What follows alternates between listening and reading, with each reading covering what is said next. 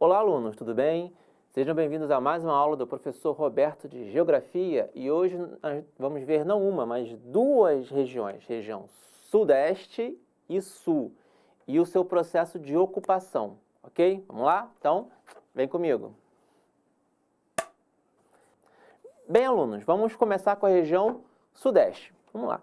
A região Sudeste, ela é assim, economicamente, ela é a mais importante do Brasil, tá? Economicamente, tá bom? Mas isso se deve também ao seu processo de ocupação, que a gente vai ver, tá? Quais são esses fatores. E tem alguns elementos que é importante eu falar, que é o seguinte, aproximadamente 42% da população do Brasil reside no Sudeste. Então, se você parar para pensar, poxa, quase metade da população do Brasil, né, 43%, de pouco mais de 200 milhões, está concentrada em uma região com 4 estados, sim. E o pior é que, assim, dos 4 estados, as maiores metrópoles são Rio e São Paulo. Mas por que será que o Sudeste ele é hoje em dia com uma área tão assim urbanizada, com um adensamento populacional imenso, né? E um inchaço urbano. Mas pessoal, peraí, inchaço urbano, densidade populacional, são uns termos que tá meio complicado. Calma, eu vou explicar, tá? Vamos ao primeiro slide, só para a gente ter um pequeno vislumbre. Temos aí, região Sudeste, população urbana e rural. Atualmente, que só são dados pós-2010, tá? A população urbana, atualmente, ela está ali em torno de 93%, quase 100%, né? Boa parte da população da região Sudeste mora em áreas urbanas, em cidades. 7%, né, da população habita em áreas rurais. Pode voltar aqui para mim? Mas, pessoal, por que será que o Sudeste tem essa dinâmica populacional, a questão de esse grande densamento populacional? Por que isso acontece? Tem alguns fatores que eu vou citá-los agora, tá? Que a gente pode falar aqui, por exemplo,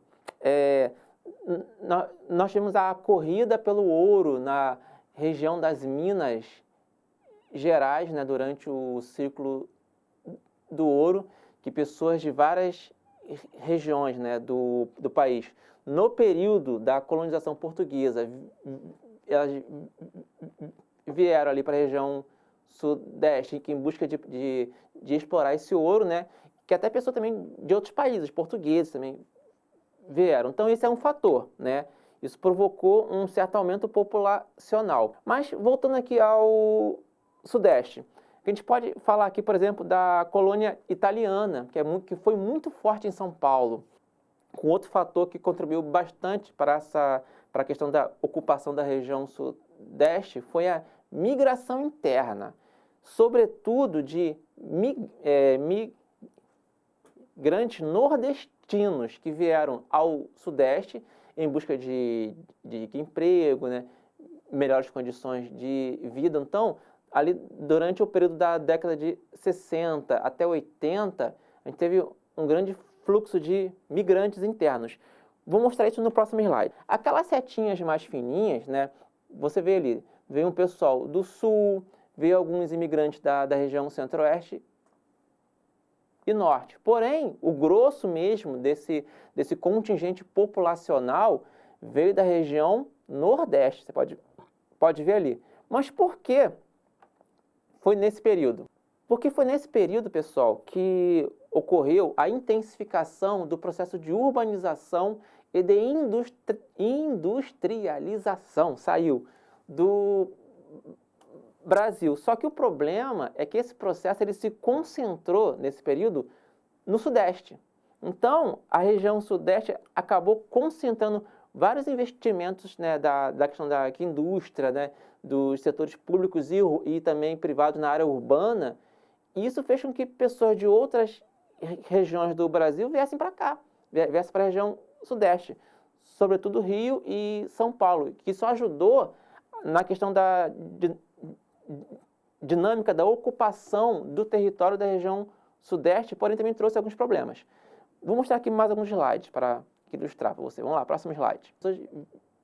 Elas migraram para a região Sudeste, né, que em busca de condições de emprego, né? Nesse período começou a ter também a questão da carteira assinada, trabalhistas, tá ok? Próximo slide. E aí temos dois exemplos, né? Os migrantes nordestinos, à esquerda, migração interna, e à direita, os imigrantes europeus, que começaram a vir ali mais ou menos a partir do século XIX, ok? Pode voltar aqui para mim? Muito obrigado. Então, só que esse processo de ocupação foi tão intensa que isso causou um problema. Causou, na verdade, vários, né? Só que teve um que eu vou explicar aqui de maneira mais detalhada, que é a questão da macrocefalia urbana. Mas, professor, o que é macrocefalia urbana? Que palavra difícil. Calma, eu explico. Macrocefalia urbana acontece quando, por exemplo, a cidade, né, ela cresce em um ritmo muito mais rápido do que o poder público tem de atender. Por exemplo, como a gente comentou aqui, a questão da migração nordestina, foi o período que a gente conhece como êxodo rural. Aí começou ali na década de 30, 40, se intensificou na década de 60 até 80 ali, mais ou menos. Então, o contingente de pessoas no Sudeste, nas metrópoles, Rio, São Paulo, Belo Horizonte, foi tão intenso, a população da cidade aumentou tanto que a demanda por casa, moradia, escola, hospital foi muito maior do que a cidade podia ofertar. Então, que isso causou um inchaço urbano ou macrocefalia urbana, que é uma concentração num pequeno espaço de muitas pessoas, né? Indústrias, fábricas, serviços, então fica muito preso a uma área pequena. Então, você tem um grande adensamento populacional, que é muita gente morando em pequenos espaços e a concentração de indústrias, fábricas, serviços, comércios em pequenas áreas, tá? Inchadas. Ok, pessoal? Deu para entender? Então, saindo um pouco do Sudeste, vamos agora adentrar a região Sul. Por quê?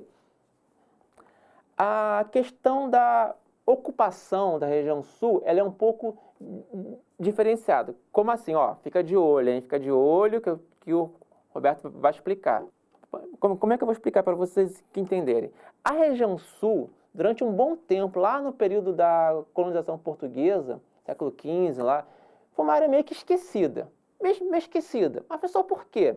Porque, assim, qual era o interesse da colônia portuguesa? Era tentar encontrar ouro, metais preciosos, caso não achasse, investir em produtos agrícolas tropicais para exportar para a Europa. Por isso, nós temos o ciclo, por exemplo, da cana-de-açúcar. Por quê? O açúcar era um produto muito valioso no século XV, XVI, né? Que a Europa ela tinha uma demanda por açúcar. Beleza, Portugal, né? Então, montou a estrutura da colonizadora no Brasil, voltado, né, aos engenhos de cana-de-açúcar, mão de obra escravizada em grandes latifúndios, que eram imensas áreas de terra monocultoras, quer dizer, só produziam um único produto. Agora estou citando a questão da cana-de-açúcar. Então, como o Sul tinha um clima muito parecido com o da Europa, que é o clima subtropical, ele é bem mais frio, né, do que o tropical, que é a boa parte do Brasil. O clima ele é tropical, né, mais quente, verões muito rigorosos e chuvosos. Porém, o Sul tinha um clima mais tropical.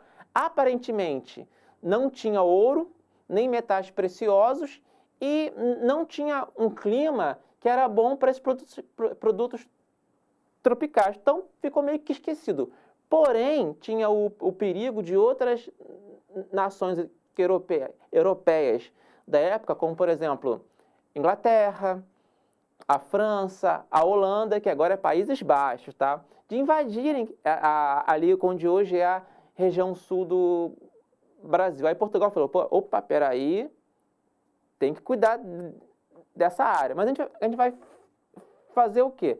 Então, Portugal fez um processo de colonização e ocupação do território da região sul, meio que diferenciado do restante do país. Por quê? Porque os colonos que foram para a região sul foram colonos europeus, né, cujo fim seriam colônias de povoamento, diferente do restante do país, que eram colônias de exploração, eram colônias de povoamento, onde esses colonos europeus, alemães, italianos, eslavos também. Mas, professor, o que é eslavo? Como eu vou explicar? Seria mais ou menos ali onde fica o leste europeu, Ucrânia, onde hoje é a Tcheca, tá bom?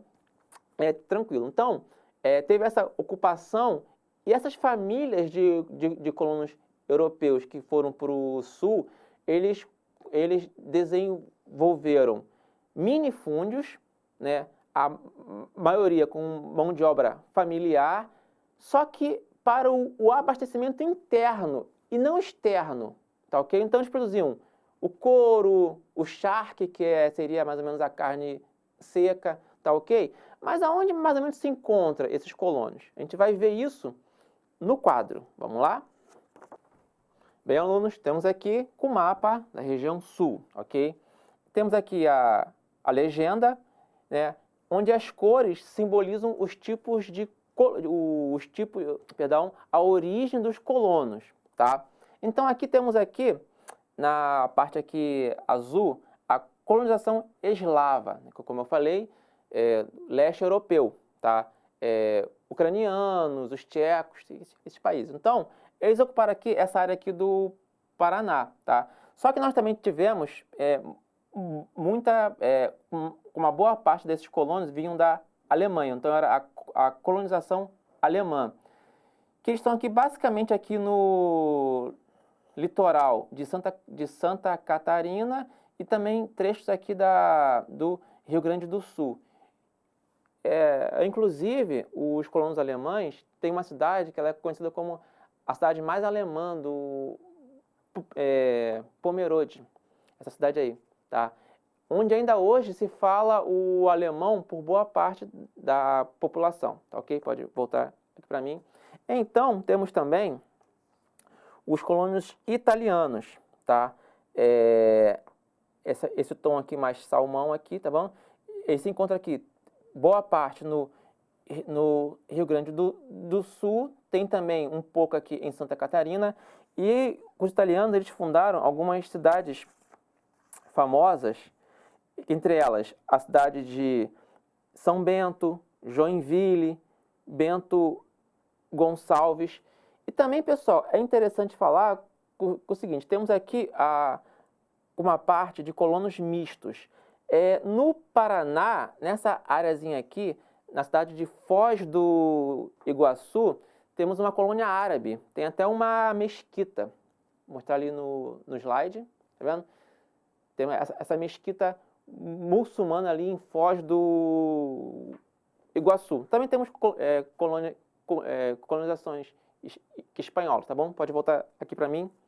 Então, pessoal, então, como vocês puderem ver, então aqui é um apanhado, né, dessa colonização europeia na região sul, que foi um processo de ocupação territorial bem, digamos, diferenciado, né, com relação ao restante do Brasil. Vamos agora ao nosso desafio. Vamos lá?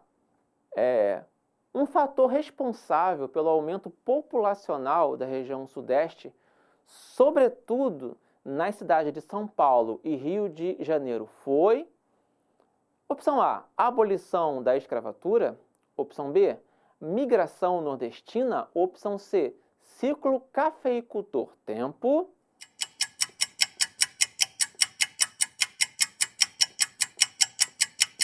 E aí, conseguiu? Vamos lá, vamos ver a resposta. Letra B, migração nordestina. Pode voltar aqui para mim. Se você acertou, parabéns. Se não acertou, não fique triste. Tente mais uma vez, né? Assista, meus queridos. Um beijo, muito obrigado e até as próximas aulas. Tchau, tchau.